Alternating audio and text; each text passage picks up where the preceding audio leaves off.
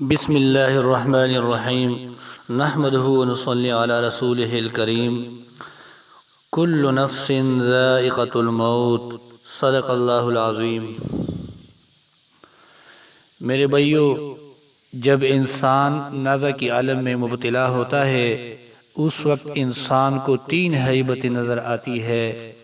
ایک، مرنے والے کو ملک الموت نظر آتا ہے۔ اگر وہ بندہ نیک ہوتا ہے تو مالک الموت اس کے پاس اچھی صورت لے کے آتا ہے، خوبصورت شکل لے کے آتا ہے۔ لیکن اگر وہ گناہگار بندہ ہوتا ہے، بدکار بندہ ہوتا ہے، سیاکار ہوتا ہے تو مالک الموت اس کے پاس ڈراؤنی صورت لے کے آتا ہے۔ دوسرا، مرتے وقت انسان کو ان دو فرشتوں کو بھی دیکھتا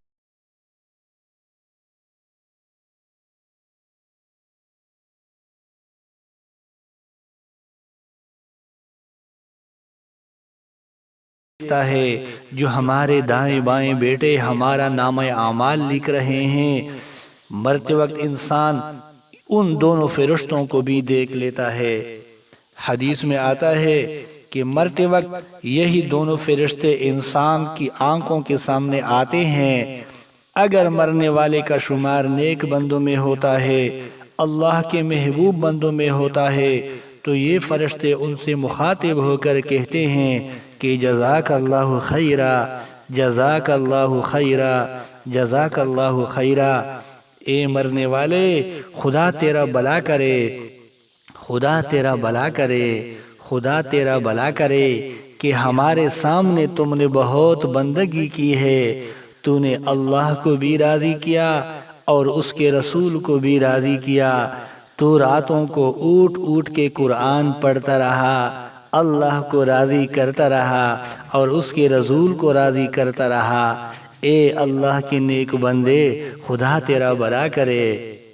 اور اگر مرنے والا نیک بندہ نہیں ہوتا، گناہگار اور سیاکار ہوتا ہے، تو یہی دونوں فرشتے ان سے مخاطب ہو کر کہتے ہیں، ہائے او نادان، لا جزاک اللہ، لا جزاک اللہ، حق تعالیٰ تیرا بھلا نہ کرے، حق تعالیٰ تیرا بھلا نہ کرے، نہ کرے، اس لیے کہ تو نے ہمارے سامنے بہت سے گناہ کیے، مظلوموں پر ظلم کرتا رہا، غریبوں کا حق مارتا رہا، مسجد کے نزدیک نہ گیا، قرآن کے قریب نہ گیا، ساری زندگی شیطان کے پوجا کرنے میں گزار دی، شیطان کو خوش کرنے میں گزار دی، ساری زندگی غفلت میں گزار دی ہے۔ مردود انسان، خدا تیرا بھلا نہ کرے، اے مردود انسان، خدا تیرا بھلا نہ کرے۔ میرے حضور صلی اللہ علیہ وسلم نے فرمایا کہ مرتے وقت انسان کو یہ بات معلوم ہو جاتی ہے کہ جنت میں جانا ہے یا جہنم میں جانا ہے، اس کا ٹھکانہ جنت ہے یا جہنم ہے۔ جو شخص نیک ہوتا ہے، متقی اور پرہیزگار ہوتا ہے، تو مالک الموت اس سے کہتا ہے کہ اے خدا کے دوست، خدا کے حکم سے میں تجھے جنت کی بشارت دیتا ہوں۔ تو اگر کوئی بدکار اور سیاکار ہوتا ہے تو مالک الموت اس سے کہتا ہے کہ اے خدا کے دشمن، میں خدا کے حکم سے تجھے دوزخ کی بشارت دیتا ہوں۔ تو مرنے والا جب دوزخ کی بشارت سن لیتا ہے تو اس سے خوف اور رنج کے ملے جلے جذبات گھیر لیتا ہے، نزع کی سختی بڑھ جاتی ہے اور وہ سسک سسک کے پانی مانگتا ہے کہ مجھے پانی دو، مجھے پانی دو، لیکن زبان ہلنے سے قاصر ہوتی ہے، اس کی روح آدھی اندر ہوتی ہے اور آدھی باہر ہوتی ہے۔ کہتا ہے، ہائے یا اللہ مجھے موت دے دے، ہائے یا اللہ مجھے موت دے دے، ہائے یا اللہ مجھے موت دے دے۔ قصہ مختصر، گناہگار بندے کی روح بڑی ہی سختی سے نکلتی ہے۔ میرے حضور صلی اللہ علیہ وسلم نے فرمایا کہ کوئی بھی شخص دنیا سے نہیں نکلتا کہ جب تک وہ یہ جان نہ لے کہ اس کا ٹھکانہ جنت میں ہے یا جہنم میں ہے۔ مرنے والے کے لیے ایک بات یہ بھی ہے کہ اس کو معلوم ہو جائے گا کہ اس نے جنت میں جانا ہے یا جہنم میں جانا ہے۔ میرے اللہ کا فرمان ہے کل نفس ذائقۃ الموت، ہر جاندار نے موت کا پیالہ پینا ہے۔ جو بھی اس دنیا میں آیا ہے نوجوانوں، اس نے دنیا میں جانا ہے، آخر اس دنیا سے کوچ کرنا ہے۔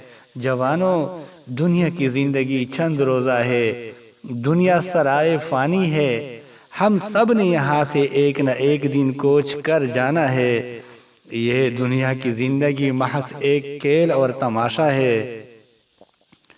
ابن آدم میرا مال میرا مال میرا مال کرتا رہتا ہے، مگر اے ابن آدم تیرا مال صرف وہی ہے جو تو نے کھا کر ہضم کر لیا، تیرا مال صرف وہی ہے جسے تو نے پہن کر بوسیدہ کر دیا، اور جو صدقہ دے کر ساتھ لے گیا بس یہی تیرا مال ہے، بس یہی تیرا مال ہے۔ جہاں تجھے زیادہ ہائے کہے کرنے کی ضرورت نہیں ہے میرے بھائیو، یہاں تجھے زیادہ ہائے کرنے کی ضرورت نہیں ہے۔ میرے حضور نے فرمایا مجھے دنیا سے کیا سروکار، دنیا کی مثال تو ایسی ہے جیسے کوئی سوار گرمی کے دنوں میں سفر کرے اور کسی درخت کے سائے میں کچھ دیر آرام کرنے کے بعد سوار ہو کر چل دیے، دنیا کی مثال تو یہی ہے۔ عائشہ صدیقہ رضی اللہ تعالی عنہ نے حضور صلی اللہ علیہ وسلم سے دریافت کیا کہ حضور کیا قیامت کے دن شہیدوں کے ساتھ کوئی اور بھی اٹھے گا؟ حضور صلی اللہ علیہ وسلم نے فرمایا ہاں، وہ شخص جو رات دن میں 20 مرتبہ موت کو یاد کرتا ہے۔ حضور نے کیا فرمایا؟ ہاں، وہ شخص قیامت کے دن شہیدوں کے ساتھ اٹھے گا جو رات دن میں 20 مرتبہ موت کو یاد کرتا ہے۔ انسان کا ہر اٹھنے والا قدم اس سے موت کی طرف لے کے جا رہا ہے۔ حضرت انسان، آج جو تیری زندگی کا سورج غروب ہوا ہے وہ دوبارہ طلوع نہیں ہوگا۔ آج کا دن جو گزر گیا وہ تیری زندگی کے لکھے ہوئے دنوں سے کم ہو گیا۔